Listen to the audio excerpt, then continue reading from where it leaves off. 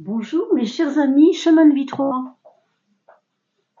J'ai beaucoup de plaisir à vous retrouver et nous allons évoquer ensemble ce que votre âme aura besoin que vous puissiez faire pour elle, ou comment vous allez faire cavalier avec votre âme, on pourrait dire, puisque nous parlons du printemps, nous parlons de ce moment du printemps. Nous quittons l'hiver, nous rentrons dans le printemps et en même temps, notre âme, elle va créer un petit palier, on pourrait l'appeler comme ça, une petite étape, en tout cas, du printemps à vivre avec vous, avec elle. En tout cas, vous allez voir un peu ce que je vous propose comme réflexion profonde sur ce que, au niveau subtil, votre conscience a besoin de faire évoluer par l'âme elle-même. Alors, regardons déjà pour commencer. Ah oui, pardon, je ne vous ai pas parlé de la numérologie, mais excusez-moi. Comme je le disais pour les précédentes vidéos, mais je n'ai pas fait de tuto début de vidéo cette fois-ci. Dites-moi dans les commentaires si vous tenez absolument au petit tuto visuel avec les chiffres de naissance. Je veux bien vous le refaire. Pour l'instant, je vous le dis verbalement. Vous prenez, pour trouver votre chemin de vie, puisque vous avez trouvé le 3, ceux qui savent maintenant ont l'habitude, vous prenez votre jour de naissance, vous l'additionnez au mois de naissance et vous l'additionnez à l'année de naissance. Voilà, ces trois choses-là, jour, mois, année. Vous allez réduire à chaque fois. C'est-à-dire si vous êtes né le 14 par exemple, 1 plus 4 égale 5. Vous gardez votre 5. Si vous êtes né au mois de novembre, 1 plus 1, le 11, d'accord? Vous gardez le 2, 5 et 2, ça fait déjà 7. Et vous allez additionner à ça, donc, l'année de naissance, 1989 par exemple, 1 plus 9 égale 10, plus 8 égale 18, plus 9 égale 27, et 27 c'est un 2 avec un 7, donc 2 plus 7 égale 9. Si c'est pas très clair, je vous ai donné un exemple sous la vidéo, dans les petits descriptifs, sous la vidéo, en dessous le titre. Cliquez sur description et vous trouverez bien sûr l'exemple si celui-là n'est pas clair pour vous. En tout cas, pour les personnes qui sont ici, c'est que vous avez trouvé dans vos chiffres de naissance, en les additionnant et en les réduisant à 1, ce fameux 3. D'accord? Quelle est la principale chose que vous devez réaliser, ce qu'on appelle le « je suis ». L'âme n'a pas de temps. L'âme est intemporelle et elle est toujours dans « je suis en train de ». Donc, on voit ici que le « je suis en train de » est ici, mais que nous avons déjà acquis des choses et que nous avons encore à développer des choses. Mais c'est toujours du présent. Et au printemps, vous avez 3 mois pour le réaliser, donc ça nous laisse une belle respiration printanière. Alors voilà ce que vous devez en tout cas réaliser avec le « je suis » pour vous, mes amis, chemin de vie 3. Eh bien, le travail sur l'ego. Alors, ne vous méprenez pas, je ne suis pas en train de vous dire que l'ego est un problème, bien au contraire. Ici, on vous demande, pour ceux qui n'ont pas assez d'ego, dans le sens de s'imposer, eh bien, vous avez un travail à faire sur vous imposer un peu plus. Et pour ceux et celles qui ont un ego justement un peu important, un peu... on vous reproche peut-être quelquefois d'être un petit peu trop tralala, je me montre un peu, j'aime bien me montrer, j'aime bien qu'on m'applaudisse. Vous voyez, ce genre de choses. J'aime parler en public, et c'est bien, c'est une très belle chose. Mais si ça gêne les autres, c'est qu'il y a un problème. Si ça ne vous gêne pas vous, ça ne veut rien dire en fait. Donc vous voyez, ça fait comme une espèce de petite loupe. On va aller regarder à la loupe, qu'est-ce qui se manifeste à travers je veux être, je veux cela.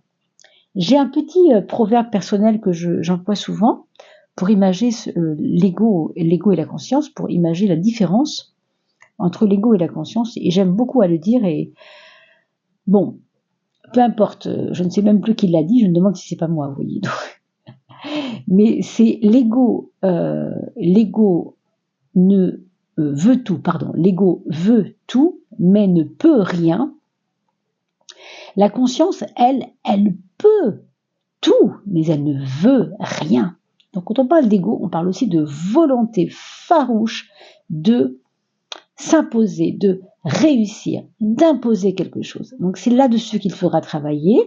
C'est votre cheval de bataille, en tout cas, pour aider votre âme à s'élever, toujours plus haut, bien sûr, et vous connecter à elle de mieux en mieux. Plus le monde extérieur est compliqué, plus nous devons travailler sur ce monde intérieur, qui en fait est un miroir de ce qui se cache. Quand il y a une guerre à l'extérieur, sachez quand même que elle est à l'intérieur et donc on la voit à l'extérieur. Quand il y a une guerre à l'extérieur, je voulais dire, c'est-à-dire ce que vous voyez du monde n'est qu'une interface de ce qui se joue en vous. Ça, peut-être ne l'avez-vous pas encore compris, à travers votre vie, vos épreuves, regardez à la loupe. L'ego me parle de loupe, moi. L'ego me parle de aller chercher au plus profond des choses qui sont enfouies et qui ne sont pas évidentes à voir comme ça. Alors on va regarder ce qui va vous aider à faire cela. Eh bien, voilà, voir cela, je viens de le dire. Ce sera la vue. Ce sera déguiser votre sens de la vue. Ce sera à la loupe. On a parlé de loupe. Qu'est-ce qu'on met devant la loupe? On met son œil. Alors, il faudra jouer les petits enquêteurs pour aller scruter les détails. Voyez? Ça va vous aider. Vous avez la capacité, mes amis, à aller regarder, à aller observer ce qui vous dérange dans le monde extérieur, mais qui, au fond, est généré par peut-être, je dis bien peut-être, je ne prétends rien, ce que vous émanez vous-même. C'est peut-être vous qui provoquez les choses. Pas forcément, attention, je ne suis pas en train de dire que c'est une vérité. Je vous dis simplement ce que les cartes me transmettent et j'essaye de vous donner une impression un peu plus claire, mais bon. Cette vue, elle va vous aider. C'est-à-dire, c'est votre troisième œil qui doit s'ouvrir pour aller chercher et scruter ce qui est dans, on pourrait dire, la poubelle de l'ego. Pourquoi poubelle? Parce que nous avons, nous aussi, après tout, dans notre organisme, notre organisme, vivant, dans cette mécanique que nous sommes aussi physiquement, nous avons un intestin qui, lui aussi, va aller se débarrasser, trier et garder le meilleur, pour produire les bonnes, en s'alimentant positivement, par exemple, en mangeant ce qu'il y a à manger, et puis il y aura des déchets. C'est un peu ça. La vue, elle sert à voir ce qui est à garder, au niveau égo, et ce qui n'est peut-être pas important de garder.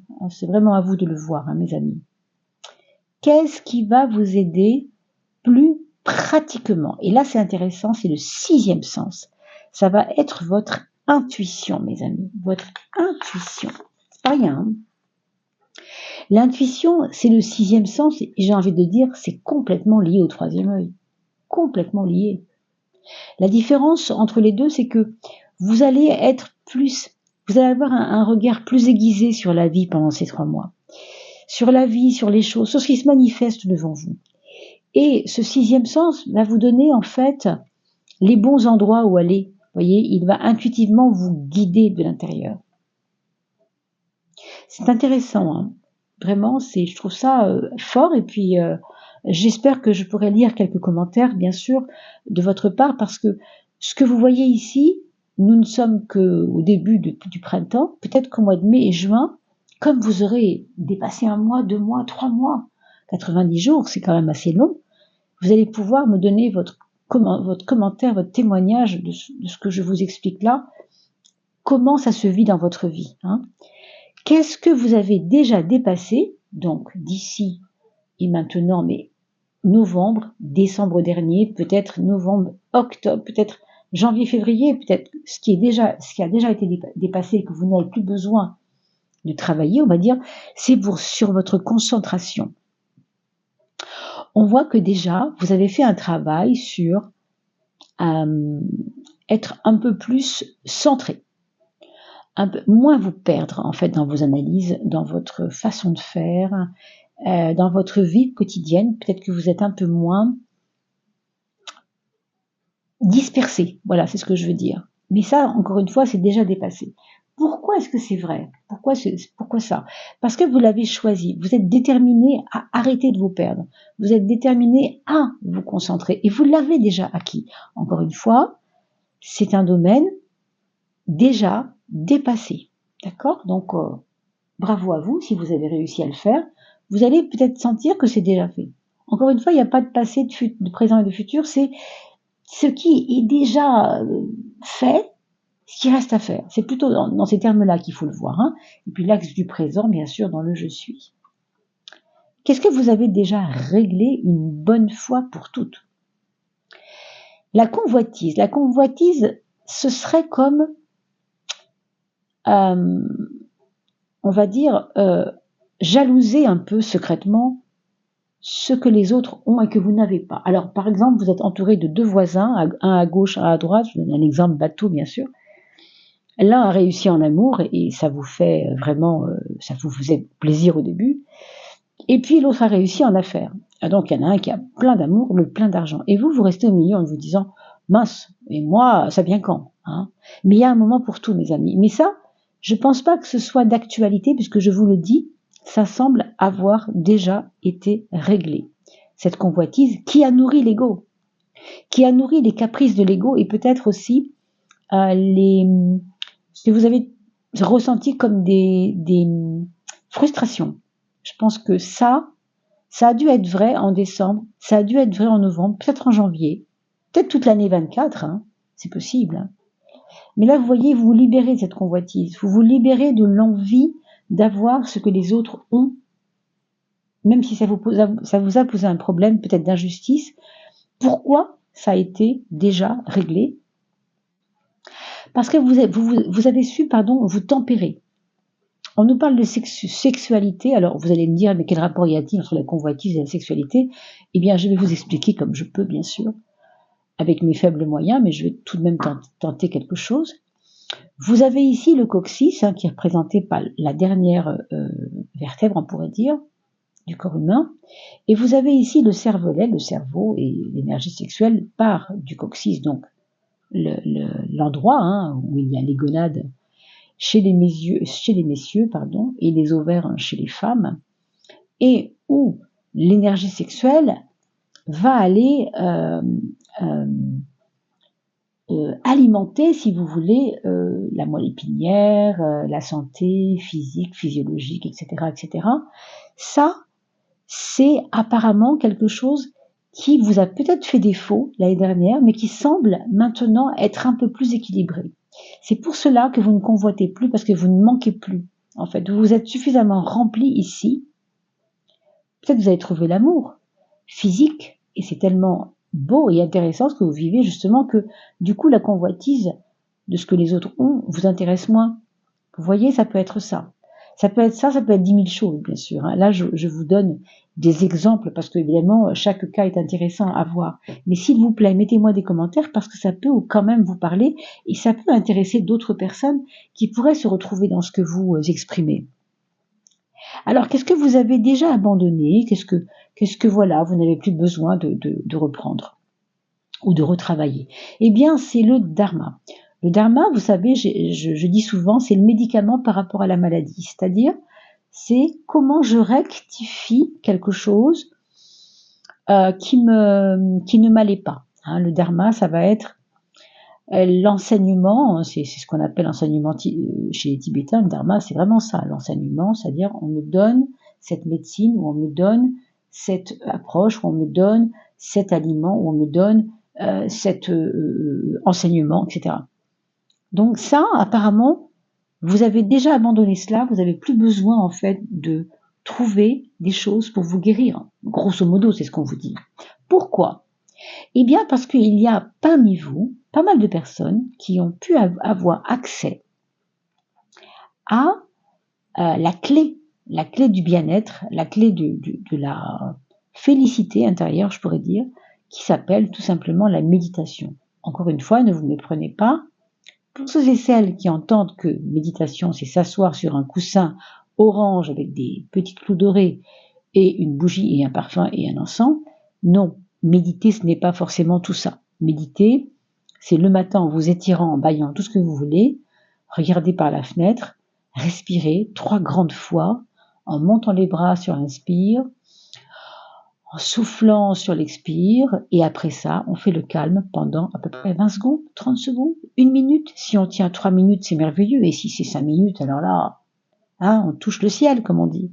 Vous voyez, apparemment, parmi les personnes qui écoutent cette vidéo, beaucoup d'entre vous ont déjà goûté, entre guillemets, à ce plaisir profond qu'est la méditation, mais qui peut se faire encore une fois sans être assis à regarder par la fenêtre. Ça peut tout simplement être en train de faire la vaisselle. Je me rappelle d'un texte qu'avait écrit Byron Katie. Alors c'est une dame qui travaille avec la psychologie humaine qui est intéressante. Elle disait qu'elle méditait toujours en faisant la vaisselle parce qu'elle regardait l'eau sur ses mains couler, elle regardait le plaisir qu'elle avait à caresser les instruments, elle prenait le temps de vivre tout ça, elle décortiquait tout, toutes les secondes étaient importantes, et aussi les sensations, l'eau chaude sur ses mains, comment la mousse caresse les doigts, etc. Enfin, c'était intéressant. Je veux dire, la méditation, c'est pas s'asseoir toujours béatement. Ça peut. Mais pour certains autres, hein, et vous êtes numéro 3, donc le numéro 3 est assez agile et a besoin de bouger quand même. Hein. Donc, en tout cas, tout ça est dépassé, et tant mieux. Vous n'avez plus besoin non pas de méditer. Vous méditez si vous le voulez. C'est important de méditer si vous le ressentez, bien sûr. Mais c'est quelque chose qui n'est plus un problème dans votre vie. En tout cas, ce que l'âme vous dit aujourd'hui, c'est il vous reste des choses, on va les voir ici toutes les trois, à faire, à concrétiser, à dominer par exemple. Voilà ce que vous avez à dominer. Alors, attention, c'est important. Apprendre à dominer l'ouïe, c'est apprendre à dominer les voix des autres. C'est-à-dire, les autres me parlent, mais moi je ne comprends pas ce qu'on me dit. Parce que l'ego. Alors quand on parle d'ego, on parle du mental. Ça, je ne voulais pas expliquer, mais je ne savais pas qu'on aurait l'ouïe. Et l'ouïe me parle énormément de cela. C'est comme, à l'excès, ça pourrait être une paranoïa. C'est-à-dire, les gens parlent dans mon dos, je n'aime pas qu'on parle de moi. Surtout pas dans mon dos, quelle horreur. Mais on peut aussi, sachez que ça peut arriver à tout le monde que quelqu'un parle dans votre dos. C'est pas grave non plus. C'est pas grave pourquoi? Ça dépend du contexte, évidemment. Si c'est au boulot, c'est pas évident, hein, parce que évidemment, les bruits de couloir, après, ça peut se répandre. Mais ici, ce qu'on vous dit, c'est que vous devez dominer, vous devez apprendre à dominer les informations, l'impact plutôt des informations qui rentrent dans votre esprit par l'oreille, c'est-à-dire tous les sons. Si vous entendez un mot derrière votre dos, je sais pas moi, par exemple le mot salace, ça ne veut pas dire que ce mot-là parle de vous. Ça veut dire que ce mot-là, c'est quelqu'un dans un contexte d'une phrase attribuée à je ne sais quelle expérience ou je sais pas un récit, parle de ça, ça ne veut pas dire que cette personne-là vous parle de vous. Vous aurez peut-être tendance, pendant cette période du mois de fin mars, avril, mai et fin juin, toute cette période-là, à avoir des bruits d'oreilles qui vont vous gêner. Ça peut être des acouphènes, hein, c'est possible aussi. Donc travaillez là-dessus, voyez un médecin si c'est important. Mais ça peut être aussi cet impact que le blabla des autres ont sur votre vie. Et puis aussi, on vous dit de prendre garde aussi à ce que vous écoutez. Il y a peut-être des vérités qui sont pas bonnes à entendre. Pas envie je pense pas qu'il s'agisse de vérité à dire, mais plutôt à entendre. Si ce qu'on vous dit ne vous plaît pas, changez de crèmerie. Allez à l'autre crèmerie en face, peut-être qu'elle a des meilleurs fromages que celui qu'on est en train de vous présenter. Vous voyez? Bon. Pourquoi il faut apprendre à dominer cette histoire d'oreille? Karma. On vous dit que c'est karma. Alors, on vous dit que c'est en relation avec peut-être des persécutions anciennes dans d'autres vies. Ça n'est pas certain, je ne suis pas en train de le prétendre, mais pour certains d'entre vous, il pourrait y avoir eu des dommages créés, peut-être par votre petite enfance, peut-être par des choses répétées. Vous savez, les répétitions, le karma, c'est répétition. On le voit ici, 1, 2, 3, 4. Ça se répète tout le temps, tant qu'on n'a pas compris. À chaque répétition, il y a une prise de conscience. Hop, soleil, petite lumière.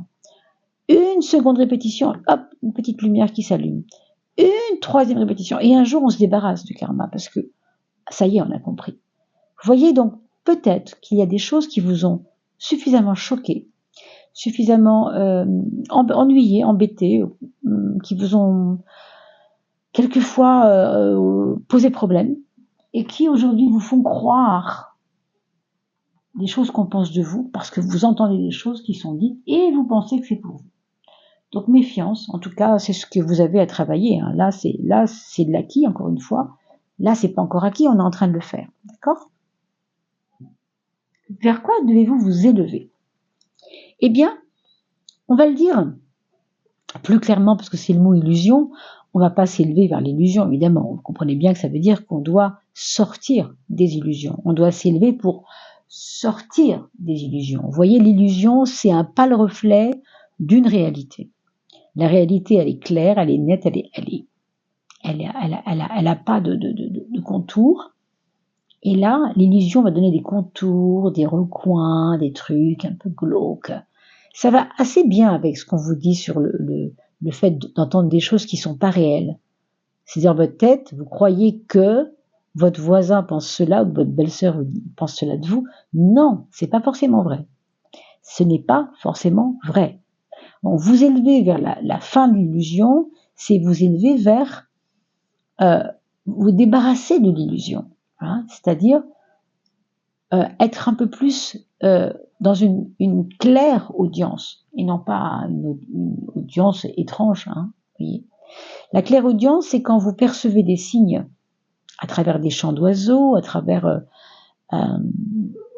des petites voix. Alors, c'est pas forcément des voix humaines, hein, attention, hein, mais des impressions par l'oreille que ça, c'est pour vous. Si l'écureuil fait du petit bruit près de votre oreille, ça parle de quoi? De votre épargne? Je sais pas, je vous dis une chose un peu bête, mais ça peut être autre chose. Hein. Vous pouvez percevoir des différentes petites choses. Donc, ouvrez bien les oreilles, justement, mais dans le bon sens du mot. Attachement au manifesté. Pourquoi l'illusion doit cesser? Pourquoi vous devez vous élever vers sortir de l'illusion? Parce que vous vous êtes trop attaché. Alors, j'ai envie de dire à des rêves qui ne se sont pas manifestés encore. Et il y a des frustrations. Déjà, vous avez cet ego au milieu qui me parle de frustration énormément. Hein. Est-ce que ces frustrations sont liées à des illusions que vous vous seriez fait sur des choses qui ne se seraient pas encore manifestées? En tout cas, il y a un attachement qui n'est pas forcément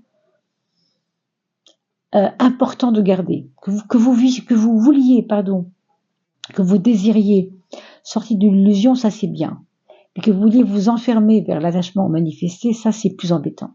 Parce que ça va vous ramener à l'ego et dans le mauvais sens du mot, ça va enfermer la personne dans l'ego et non pas vous libérer. Si vous sortez de l'illusion, vous allez vous libérer au contraire. Hein. Alors c'est pas évident, tout ce que je vous dis là, je comprends parce qu'on est à un degré un peu haut ici quand on parle de l'âme. Hein. On n'est pas sur des tirages, vous savez, pour tous les béliers, tous les gémeaux, tous les cancers, etc. On est un peu dans le subtil là. Donc ce que vous ne comprenez pas aujourd'hui, dans un mois, puisqu'on a 90 jours pour évaluer tout cela, vous allez pouvoir voir par vous-même comment ça s'alchimise, comment ça se métabolise dans votre vie pendant 3 mois. Hein. Donc revenez mettre des messages, et même si vous voulez mettre un petit commentaire maintenant, je prends bien sûr avec plaisir. Qu'est-ce que vous avez encore à renforcer? Alors là, on vous parle d'être un peu mieux dirigé. Il faut renforcer chez vous le côté bonnes habitudes. Vous avez peut-être des petites, je sens des, comment on appelle ça? Vous savez, au début d'année, on dit qu'est-ce que tu as choisi comme ce qu'on met en place. Vous savez que ce qu'on met en place au début d'année, on dit résolution. Voilà. Je vais prendre des résolutions, je vais me faire des petits pense-bêtes, je vais me faire chaque matin, le soir avant de me coucher, je vais faire ça pour que le matin, voilà. Asanas, c'est un peu de la rigueur qu'on va imposer au corps pour créer dans le domaine du yoga, puisque je vous rappelle que cet oracle, ça s'appelle l'essence du yoga. Hein, donc c'est pour cela que tout cela est lié de près ou de loin à yoga veut dire relié à soi. Ici, c'est relié à l'âme, bien sûr, hein, on a vu. Hein. Mais Asanas nous parle de donner des directions, redonner une souplesse au corps. Vous voyez, au début, on est très raide dans notre tête. Et puis, au fur et à mesure où on vit l'expérience, on va s'habituer. Donc, en fait, c'est prendre des bonnes habitudes pour qu'elles ne demandent plus justement trop de rigueur, trop de difficultés, trop de « oh, c'est compliqué de se lever le matin à 8h alors que j'aime bien me lever à 9h ». Bon, ça va dépendre de ce que vous vivez, mes amis. Hein. Mais il y a de la rigueur ici. On vous dit d'être un peu plus rigoureux. On va voir pourquoi. Alors voilà, on vous demande d'être plus rigoureux, d'être plus déterminé, on l'a vu ici aussi, mais ça c'est déjà réglé, c'est déjà déterminé. Mais on vous dit que face aux obstacles de la vie, on vous dit pas qu'il va y avoir forcément des obstacles. On vous dit ici que la rigueur que vous devez vous imposer, elle va vous aider à dépasser l'obstacle s'il y en a un tout simplement. Ce n'est pas certain qu'il y en aura. Mais dans la vie, vous savez, on attend tous un train qui n'arrive pas à l'heure, on attend tous un rendez-vous qui ne se fera pas, enfin, on est tous pareils hein, là-dessus. Malheureusement, les obstacles, on en a, je crois, à peu près 3 ou 4 par mois en moyenne, et encore, ça dépend de la chance qu'on a du moment. Mais voilà, hein, donc être plus carré et plus résolu hein, dans ce qu'on veut faire, c'est s'obliger, oui c'est vrai, au début on est obligé, on est un peu raide, et puis après ça s'assouplit et ça devient facile. Donc donnez-vous des bonnes habitudes mes amis, parce que ça va vous aider à dépasser les obstacles. Hein. Comme le cheval, quand il veut dépasser un obstacle, il ne s'arrête pas bêtement devant, hein, il fonce, il saute et il y va. Hein. Et puis n'oubliez pas que l'ego est au milieu. Donc ça va aussi aider les frustrations de l'ego, ça va dégager les frustrations à l'ego. Hein. Alors, on va finir avec bien sûr le petit oracle de Dorine Virtue qui s'appelle Angel Therapy, hein, que j'aime beaucoup. Comment ça peut vous aider? Qu'est-ce que vous ne devez pas oublier, mes amis? Chemin de vie 3.